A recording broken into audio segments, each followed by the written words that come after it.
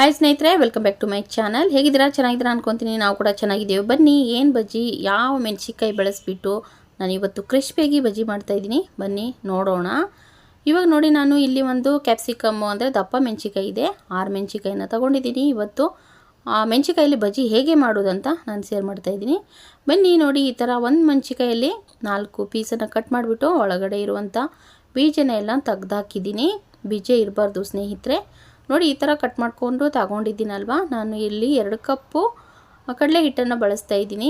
ಜರಡಿ ಹಿಡಿದ್ಬಿಟ್ಟು ಒಂದು ಪಾತ್ರೆಯಲ್ಲಿ ಕಡಲೆ ಹಿಟ್ಟನ್ನು ಹಾಕ್ಕೊಂಡಿದ್ದೀನಿ. ಕಡಲೆ ಹಿಟ್ಟು ಹಾಕಿದ್ಮೇಲೆ ನಾನು ಇಲ್ಲಿ ರುಚಿಗೆ ತಕ್ಕಷ್ಟು ಉಪ್ಪನ್ನು ಹಾಕ್ಕೊತಾ ಇದ್ದೀನಿ. ನಿಮಗೆ ಎಷ್ಟು ರುಚಿಗೆ ತಕ್ಕಷ್ಟು ನೋಡಿಕೊಂಡು ಹಾಕ್ಕೊಳ್ಳಿ ಸ್ನೇಹಿತರೆ.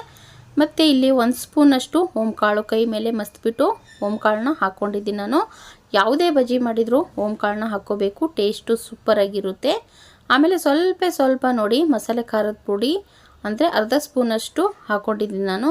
ಹಾಕ್ಬಿಟ್ಟು ಸ್ವಲ್ಪ ಈ ಥರ ಮಿಕ್ಸ್ ಮಾಡ್ಕೋಬೇಕು. ಈ ಥರ ಮಿಕ್ಸ್ ಮಾಡಿದಾದ್ಮೇಲೆ ನಾನು ಸ್ವಲ್ಪ ನೋಡಿಕೊಂಡು ನೀರು ಹಾಕ್ಕೊತಾ ಇದ್ದೀನಿ. ಯಾಕೆಂದರೆ ಒಂದೇ ಸತಿ ಹಾಕ್ಕೊಂಡ್ರೆ ನಮಗೆ ಯಾವ ಹದಕ್ಕೆ ಬೇಕಂತ ಗೊತ್ತಾಗಲ್ಲ. ಹಾಗಾಗಿಬಿಟ್ಟು ಗಂಟು ಇಲ್ಲಾರ್ದೆ ಎಲ್ಲ ನೋಡಿ ಈ ಥರ ಮಿಕ್ಸ್ ಮಾಡ್ಕೊಂಡಿದ್ದೀನಿ ನಾನು. ನೋಡಿ, ಈ ಥರ ಬೇಕು ನನಗೆ ಬಜ್ಜಿ ಮಾಡೋಕ್ಕೆ. ಹಾಗಾಗಿಬಿಟ್ಟು ನೋಡಿ, ಇವಾಗ ಹಿಟ್ಟು ರೆಡಿಯಾಗಿದೆ ಅಲ್ವಾ. ಈ ಥರ ಚೆನ್ನಾಗಿ ಕಲಿಸ್ಕೊಂಡಿದ್ದೀನಿ. ಇವಾಗ ಹಿಟ್ಟು ರೆಡಿಯಾಗಿದೆ. ಇವಾಗ ನೋಡಿ, ನಾನು ಕ್ಯಾಪ್ಸಿಕಮ್ಮು ಮತ್ತು ಹಿಟ್ಟು ಒಂದು 20 ನಿಮಿಷ ಇಟ್ಬಿಡ್ತೀನಿ. 20 ನಿಮಿಷ ಆಗಿತ್ತು, ಬಂದಿದ್ದೀನಿ ಇವಾಗ ಬಜ್ಜಿ ಮಾಡೋಣ ಅಂತ. ಎಣ್ಣೆ ಬಿಸಿ ಆಗ್ತಾಯಿದೆ.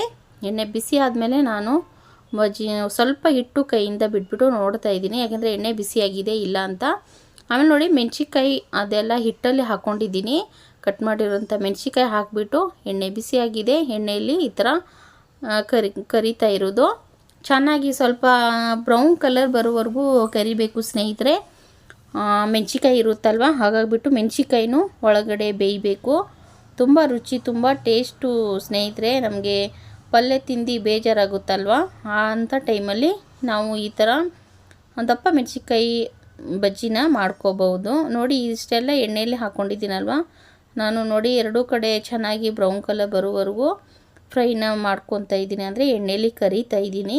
ಸೂಪರ್ ಟೇಸ್ಟಿಯಾಗಿರುತ್ತೆ ಸ್ನೇಹಿತರೆ. ಒಂದು ಸತಿ ನೀವು ಈ ಥರ ಟ್ರೈ ಮಾಡಿ ನೋಡಿ. ನಾನು ಕ್ಯಾಪ್ಸಿಕಮ್ ಜಾಸ್ತಿ ಇತ್ತಲ್ಲ, ಅಮ್ಮ ಕೊಟ್ಟು ಕಳಿಸಿತ್ತು ಊರಿಂದ. ಹಾಗಾಗಿಬಿಟ್ಟು ನಾನು ಕ್ಯಾಪ್ಸಿಕಮ್ ಬಜ್ಜಿ ಯಾಕೆ ಮಾಡಬಾರ್ದು ಅಂದ್ಬಿಟ್ಟು ಮಾಡಿದೆ. ನೋಡಿ, ಕರಿತಾ ಇದ್ದೀನಲ್ವ. ಇನ್ನು 2 ಸೈಡಲ್ಲಿ ಬ್ರೌನ್ ಕಲರ್ ಬರೋವರೆಗೂ ಚೆನ್ನಾಗಿ ಕರಿಬೇಕು. ಇವಾಗ ನೋಡಿ, ಬಜ್ಜಿ ರೆಡಿಯಾಗಿದೆ. ಒಂದು ಪ್ಲೇಟಲ್ಲಿ ನಾನು ಎಲ್ಲನ ತೆಗಿತೀನಿ. ತುಂಬ ಕ್ರಿಸ್ಪಿಯಾಗಿದೆ ನೋಡಿ ಸ್ನೇಹಿತರೆ. ಕ್ರಿಸ್ಪಿಯಾಗಿ ತಿಂತಾಯಿದ್ರೆ ಕ್ರಿಸ್ಪಿಯಾಗಿದೆ, ತುಂಬ ಚೆನ್ನಾಗಿದೆ. ನಾನು ಇಲ್ಲಿ ಸೋಡಾ ಬಳಸಿಲ್ಲ ಸ್ನೇಹಿತರೆ. ನೀವು ಬೇಕಂದರೆ ಸೋಡಾನ ಬಳಸ್ಬೋದು. ಸಿಂಪಲ್ಲಾಗಿ ನಾನು ಸೋಡಾನ ಹಾಕಿಲ್ಲ. ಮತ್ತು ನೋಡಿ, ಅದು ಬಿಟ್ಟಿರೋದು ಹಾಗೆ ಇತ್ತು, ಅದು ನಾನು ಇನ್ನೊಂದು ಸತಿ ಬಜ್ಜಿನ ಮಾಡ್ಕೊತಾ ಇದ್ದೀನಿ. ಚಿತ್ರಾನ್ನ ಆಗಿರಲಿ, ಪುಳಿಯೋಗರೆ ಆಗಿರಲಿ, ಅಂದರೆ ನಮ್ಮ ಮನೇಲಿ ಪಲಾವ್ ಆಗಿದ್ದರೆ, ಏನಾದರೂ ರೈಸ್ ಐಟಮ್ ಮಾಡಿದರೆ ನಮ್ಮ ಮನೇಲಿ ಬಜ್ಜಿನೋ ಮಿಕ್ಸ್ಚರೋ ಏನಾದರೂ ಒಂದು ಬೇಕು. ಹಾಗಾಗಿಬಿಟ್ಟು ನಾನು ಸಂಜೆ ಮಸಾಲೆ ರೈಸು ಊಟಕ್ಕೆ ಮಾಡ್ತಾಯಿದ್ದೆ. ಹಾಗಾಗಿಬಿಟ್ಟು ಬಜ್ಜಿನ ಮಾಡ್ತಾಯಿದ್ದೆ, ನಿಮಗೆ ಶೇರ್ ಮಾಡ್ತಾಯಿದ್ದೀನಿ ನೋಡಿ. ಇನ್ನೊಂದು ಸತಿ ಹಾಕ್ಬಿಟ್ಟು ಫುಲ್ಲು ಎಣ್ಣೆಯಲ್ಲಿ ಕರಿತಾ ಇದ್ದೀನಿ. ತುಂಬ ಟೇಸ್ಟಿಯಾಗಿ, ತುಂಬ ರುಚಿಯಾಗಿದೆ ಸ್ನೇಹಿತರೆ. ಚೆನ್ನಾಗಿ ಕುದಿಬೇಕು. ನೋಡಿ ಹೇಗೆ ಕುದೀತಾ ಇದೆ. ಎಣ್ಣೆ ಬಿಸಿ ಇದ್ದಲ್ಲಿ ನಾನು ಎಷ್ಟು ಬೇಕು ಅಷ್ಟು ನೋಡಿಕೊಂಡು ನಾನು ಎಣ್ಣೆಯಲ್ಲಿ ಬಿಡ್ತಾ ಇದ್ದೀನಿ. 2 ಸೈಡಲ್ಲಿ ಬ್ರೌನ್ ಕಲರ್ ಬರೋವರೆಗೂ ಮೆಣಸಿನ್ಕಾಯಿ ಸ್ವಲ್ಪ ಲೇಟಾಗೇ ಫ್ರೈ ಮಾಡ್ಕೊಳ್ಳಿ, ಅಂದರೆ ಎಣ್ಣೆಯಲ್ಲಿ ಕರ್ಕೋಬೋದು. ಯಾಕಂದರೆ ಸ್ವಲ್ಪ ಮೆಣಸಿನ್ಕಾಯಿ ಇರುತ್ತಲ್ಲ, ಅವೆಲ್ಲ ಒಳಗಡೆ ಬೇಯಬೇಕಲ್ಲ, ಅದಕ್ಕೋಸ್ಕರ ಸ್ವಲ್ಪ ನಿಧಾನಕ್ಕೆ ಎಣ್ಣೆಯಲ್ಲಿ ಕರ್ಕೊಳ್ಳಿ ಸ್ನೇಹಿತರೆ. ನೋಡಿ, ಇವಾಗ ನಾನು ಒಂದು ಪ್ಲೇಟಲ್ಲಿ ತೆಗಿತಾ ಇದ್ದೀನಿ. ನೋಡಿ, ಮೆಣಸಿನ್ಕಾಯಿ ಬಜ್ಜಿ ರೆಡಿಯಾಗಿದೆ. ಯಾರಿಗಿಷ್ಟ ಆಗಿದೆ ಮೆಣಸಿನ್ಕಾಯಿ ಬಜ್ಜಿ, ಸೂಪರಾಗಿ ಕ್ರಿಸ್ಪಿಯಾಗಿ ಆಗಿದೆ. ದಪ್ಪ ಮೆಣಸಿನ್ಕಾಯಿ ಬಜ್ಜಿ ಯಾರು ತಿನ್ಬೇಕು ಅನಿಸಿದೆ ನೀವು ಟ್ರೈ ಮಾಡಿ ನೋಡಿ.